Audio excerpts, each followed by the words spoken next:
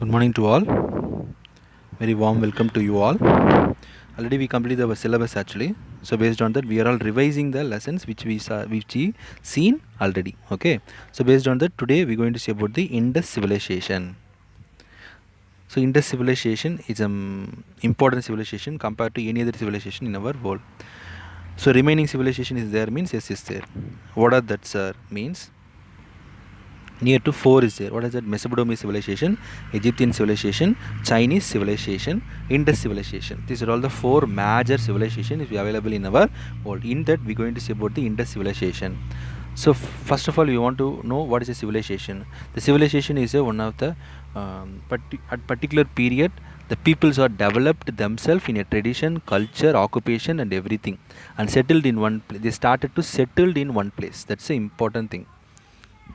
So based on that, we are getting some of the what is that information about the Walton people, how they are all lived, how their food habits, how their what is their occupations and everything. So based on that Indus civilization we're going to see in upcoming slides and upcoming classes.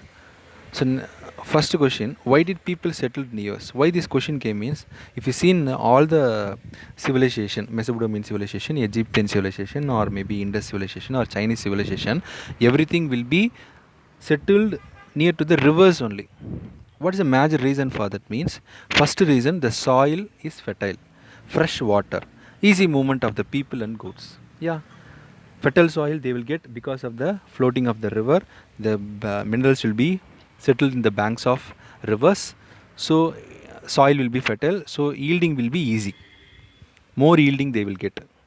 Fresh water they will get, continuous water, because of the continuous water irrigation purpose also will be very easy by using the river water.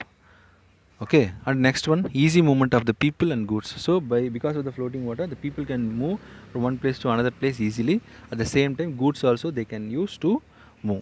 So these are all the important reason the people settled near to the rivers. It's very important to mark, note it. Okay, and the next one, so in Indus civilization we have the major cities Harappa and the Mohenjo-daro. Okay, we can tell this Indus civilization as a urban civilization. Why sir? Urban means what? City. Why sir means because Harappa actually we got the city, we founded the city actually. It was built before 3000 years actually, but at that time itself they used so much of the drainage system. They used the granary, they used the what is it? Upstairs. Okay, so much of the advantages itself they lived actually on the day itself. Tradition, culture, okay, everything they got on the day itself. So only it will be called as a urban civilization. So when they actually founded this means in 1856, the British government planned to build the railway line actually between Lahore to Karachi. Both the city was located in the Pakistan nowadays. So at that time only they find that this particular place.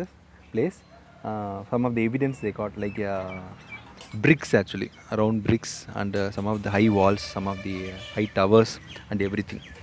Okay, so based on that, in 1920, the archaeological started to begin the excavated that particular city, especially Harappa and the Mohenjo-daro. In 1924, Sir John Marshall, he is one of the archaeological department director.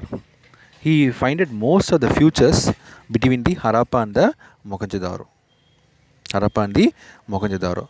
So based on this, we are getting more details about the Harappa and the Mohenjo-daro. That all the details in upcoming classes we can see. Already we seen, we are revising the topics. Okay.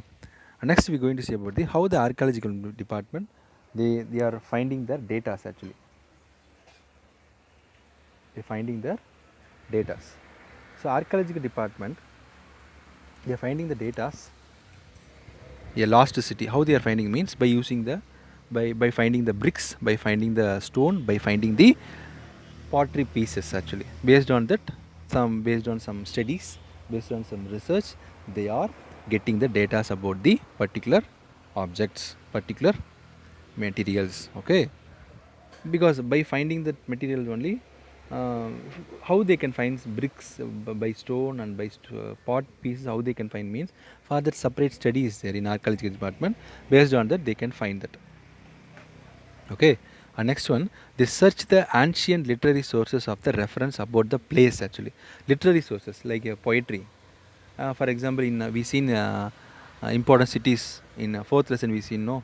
In Silapadikaram Pattinapalli, if you seen means we can learn more data about the what is it Pumbukar. The same like that only by the literary sources we can get more data about that particular excavated site. And the next one, by using the photographs. By using the photographs and the videos, we can get more data. That's only they look at aerial photographs of the excavation sites or cities to understand the topography about the locations of that particular excavation site. And some of the device like a magnetic scanner, like a radar, like a remote sensing method, by using the satellites, we can get more data about this excavation sites. So these are all the method they are using for finding about the lost city actually. Okay, so that's it about today's class. So see the video, learn it properly, and send your work on time. Okay, stay safe, stay home. Thank you.